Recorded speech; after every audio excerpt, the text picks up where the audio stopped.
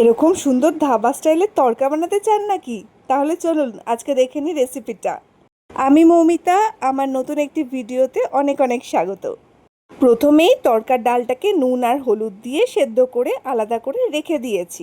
এইবার কড়াইতে সামান্য অলিভ অয়েল দিয়েছি আমি। অলিভ অয়েলটা অপশনাল, আপনারা চাইলে সর্ষে তেল বা অন্য কোনো তেলও কিন্তু ইউজ করতে পারেন, সেটা সম্পূর্ণ আপনাদের পছন্দের মতন। তো তারপরে যেটা করব সেটা হচ্ছে তার মধ্যে দেব হচ্ছে পেঁয়াজ কুচি, লঙ্কা কুচি, একটু রসুন কুচি, আর তারপরে হচ্ছে টমেটো কুচি। হ্যাঁ, অবশ্যই পেঁয়াজটা কিন্তু একটু ব্রাউন ব্রাউন করে ভেজে নিয়ে তারপরেই এরকম এই টমেটোটা দিয়ে দেবেন। তারপরে যেটা করতে হবে সেটা নাড়াচাড়া নাড়াচাড়া করে একটুখানি কষিয়ে নিতে হবে। দান দান এই দেখুন সুন্দর করে ডালটাকে সেদ্ধ করে পাশে একদম রেডি করে রেখেছি, আর মশলার কৌটোগুলো একদম ঢাকনা খুলে সুন্দর করে সাজিয়ে রেখেছি যাতে দিতে কোনো রকম কোনো অসুবিধা না হয়। যেহেতু এখানে আমরা ঘরোয়া মশলা ইউজ করি তার জন্য না কালারটা ঠিক সেই অ্যাট্রাকটিভ, সেই ধাবা স্টাইলের আসে না। তো তার জন্য যে ট্রিকটা আমি ইউজ করেছি সেটাও যদিও আমি ইউটিউব থেকেই দেখা, তো কারোর একটা রেসিপিতে দেখেছিলাম, তো সেইটা দেখেই আমি আর কি তারটা দেখে ইন্সপায়ার্ড হয়ে আমি এটা ইউজ করেছি। অ্যান্ড ইউজ করার পর জানেন রেজাল্টটা এত ভালো, এত সুন্দর টেস্টিও হয়, আর তার সাথে সাথে না কালারটাও এত সুন্দর আসে। সেগুলো সব শেয়ার করতে থাকবো। তো দিলাম হচ্ছে এখানে নুন, হলুদ, আর হচ্ছে বেসিক কিছু মশলা, মানে হচ্ছে জিরে গুঁড়ো, ধনে গুঁড়ো, যেগুলো আমি হাতেই বাড়িতে সুন্দর করে ড্রাই অবস্থাতেই মিক্সিতে পেস্ট করে রেখে দিই। তো সেগুলো দিলাম, আর তার সাথে দিলাম হচ্ছে একটুখানি গরম মশলা। এটার মধ্যে কিন্তু একটু এক্সট্রা কোনো জল ইউজ করবেন না, কারণ হচ্ছে টমেটো একটা নিজস্ব জল ছাড়ছে।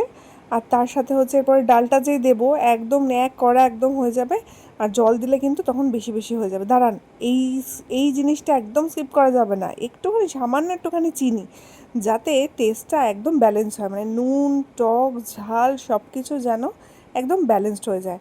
এবার না আমি যেহেতু হাতে ধরে মোবাইলটাকে নিয়ে তারপর রেকর্ডটা করছি, যার জন্য আমি এই ডাল ঢালার ভিডিওটা করতে পারলাম না।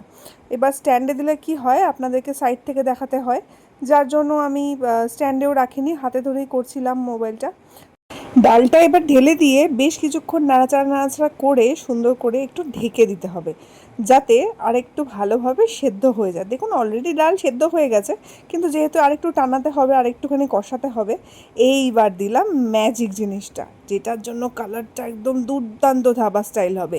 এই যে সামান্য একটুখানি সয়া সস ইউজ করলাম, এই সয়া সসটার জন্য কিন্তু কালারটা কিন্তু দুর্দান্ত চলে আসবে, টেস্টটাও খারাপ হয় না, টেস্টটাও বেশ ভালোই হয়। আমি সামান্য একটুখানি ইউজ করছি, আর লাস্টে দিয়েছি এই ঘিটা। এই ঘিটা দেওয়ার পর না, মানে নাকে আপনি অলরেডি আপনার নাক কিন্তু স্মেল করতে শুরু করে দেবে। এই ঘিটার ওপরে যেটা দেবো সেটা হচ্ছে একটুখানি কাসুরি মেথি। এই কাসুরি মেথিটা দেওয়া মানে ঘিয়ের ওপরে এই কারণেই দেওয়ার, কারণ তাদের সাথে না এই কম্বিনেশনটা দারুণ যায়। মানে ঘি আর হচ্ছে কাসুরি মেথি, এই দুটোর কম্বিনেশন জাস্ট দুর্দান্ত।